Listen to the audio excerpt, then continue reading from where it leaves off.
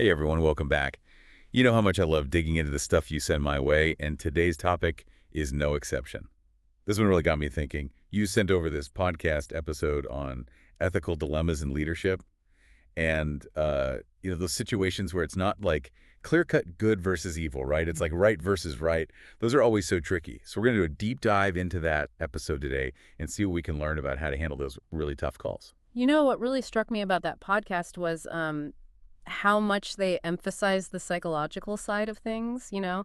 It's not just about logic and principles, it's also our emotions and biases that play a huge role, especially when the stakes are high. Oh, for sure. I remember they mentioned Jonathan Haidt's work on moral psychology. And it really made me realize how much our gut reactions can kind of steer our choices, even when we're trying to be all rational, objective. Have you ever been in a situation where your initial feeling about something just totally clashed with what you thought was the quote unquote right thing to do? Oh, absolutely. It Yeah. happens all the time. And I think that recognizing those gut reactions is like the first step to making more conscious and ethical decisions. Like, we can't just ignore our feelings, but we also can't let them totally run the show, you know? Exactly. It's all about finding that balance, right? And speaking of balance, the podcast offered some really interesting strategies for tackling those dilemmas. They talked about the importance of defining the problem really clearly, which, you know, seems like a no-brainer, but honestly, I think it's so easy to get caught up in the emotions of it all and lose sight of what the actual issue is. Right, exactly. It's like trying to solve a puzzle without knowing what the picture is even supposed to be. You really need that clarity up front to make a sound decision, you know what I mean? And then once you have that clear picture of what the problem actually is, the podcast suggested reaching out to trusted advisors. I love that idea. It's too tempting to just isolate yourself when you're struggling with a tough decision. But getting those outside perspectives could be so valuable. It's like having a sounding board to help you uh, see those blind spots and consider different angles that you might not have thought of on your own. Yeah. And you know, it can help us challenge our own assumptions and biases too, because we all have our own perspectives and values, and it's really easy to get stuck in our own way of thinking. Having someone to gently push back or offer a different viewpoint can be really eye-opening. Absolutely. And speaking of different viewpoints, the podcast also got into some of the more formal ethical frameworks like utilitarianism and deontology. Have you ever actually used these frameworks in your work? I find them fascinating, but I'm always curious about how they actually translate from theory into practice. Well, utilitarianism, like you said, is all about doing the greatest good for the greatest number of people, right? It's about weighing the potential consequences of your actions and choosing the path that kind of maximizes overall happiness and minimizes suffering. That sounds amazing in theory, but imagine it can get really complex when you're dealing with real-world situations where you have all these different people involved with all these different interests. How do you even begin to measure happiness and suffering in a way that allows for a fair comparison? Yeah, that's where things get tricky. You really have to consider all the potential outcomes, you know, both positive and negative for everyone involved. And it's not just about immediate gratification, you have to think about the long-term consequences too. So it's like a giant cost-benefit analysis, but for well-being instead of just, money. Precisely. And it's important to remember that well-being is a really broad concept. It's not just about financial gain or material comfort. It also includes things like fairness, justice, and sustainability. Right, of course. So, for example, if a company was thinking about shutting down a factory, a utilitarian approach would mean factoring in not just the financial impact on the shareholders, but also the livelihoods of the workers and the effects on the whole community. Exactly. It's about taking that holistic view, recognizing that decisions can have all these ripple effects. Yeah, it really shows how interconnected everything is. And that kind of brings us to deontology, which takes a bit of a different approach. Right, deontology. That's all about whether actions are inherently right or wrong, regardless of the consequences, right? Sure. It focuses more on duties, obligations, and those big universal moral principles that guide how we act. Exactly. So while utilitarianism is all about the outcomes of our actions, deontology is more about the actions themselves. It's about making sure that we're acting in line with our moral duties, even if it might lead to some not so great consequences in the short term. So it's like sticking to your principles even when it's tough. Like if you promise to keep a secret, deontology would say you should keep that promise even if telling the secret could prevent some kind of harm. Exactly. It's about upholding those core values like honesty, integrity, and respect for others, even when it's challenging. And the podcast pointed out that this approach can be super valuable in leadership roles because your actions really set an example for other people. Yeah, it's like you're establishing this moral compass for your whole team, showing them that ethical behavior isn't just about following the rules, but about doing what's right, even when it's difficult. I love that analogy. And it makes me think of another strategy that the podcast talked about, the publicity test. Would you be comfortable with your decision being plastered all over the front page of a newspaper? Oh, yeah, that's a good one. It's like putting your actions under the spotlight, right? If you'd be embarrassed or ashamed for the whole world to know what you did, that's probably a sign that something's not quite right. It's a really powerful way to check your gut feeling. It highlights the importance of transparency and accountability. When we make decisions in secret, it's easier to justify behavior that might be a little shady.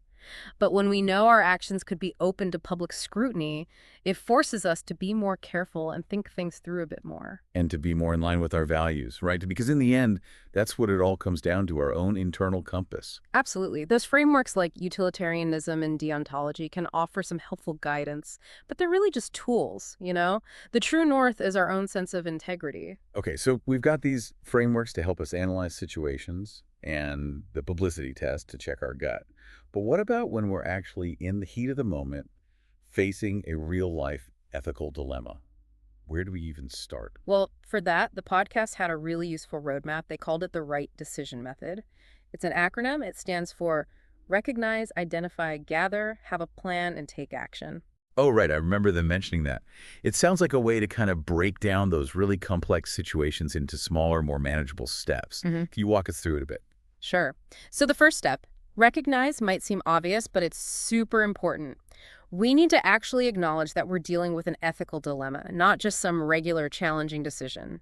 Sometimes we try to downplay the ethical part of a situation, but that just makes things harder in the long run. It's like they say, denial ain't just a river in Egypt. Yeah. We have to face the ethical part head on before we can really deal with it properly. Exactly. Once you've recognized that you're facing an ethical dilemma, you move on to identify. What are the values and principles that are kind of bumping up against each other? What's at the heart of the conflict? What are the potential consequences if you choose one path versus another? So is it like loyalty versus honesty, short-term gain versus long-term sustainability? Getting to the core of that tension helps to make the stakes clearer, right? Exactly. And once you've got a good understanding of what the conflict is all about, it's time to gather. This is where you do your research, you talk to the people involved, you look at ethical guidelines or codes of conduct, anything that can shed some light on the situation. So doing your homework, basically, getting all the facts on the table before jumping to any conclusions. Right. Once you have a good grasp on everything, it's time to have a plan.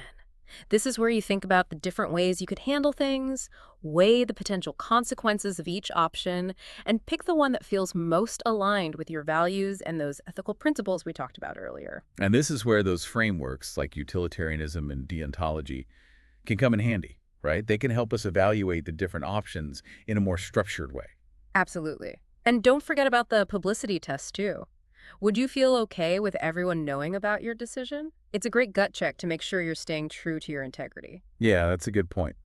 Okay, so we've recognized the dilemma, identified the main conflict, gathered all the info, made a plan. What's next? The last step is take action. Don't get stuck in overthinking everything. Make a choice and be ready to explain your reasoning. You might even want to write down your thought process so you can refer back to it later if you need to. So be decisive, but also be accountable for your choices. I like that. This right method is really practical. It takes those kind of abstract concepts we talked about earlier and turns them into a concrete process for dealing with ethical dilemmas. Exactly. And remember, it's a process, not just a one-time thing. As you get more experience and get better at ethical decision-making, you'll become more confident and better at handling these tricky situations. This has been so helpful.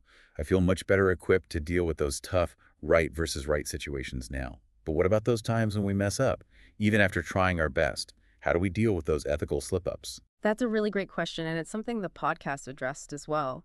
I think it's important to remember that we're all human, and we're going to make mistakes, even with the best of intentions. It really is, and it's about what we do after the mistake happens that really matters, right? Like, how do we deal with those missteps in a way that, minimizes the damage, keeps our integrity intact, and helps us learn from what happened. Yeah, it's not about pretending it didn't happen or, trying to sweep it under the rug.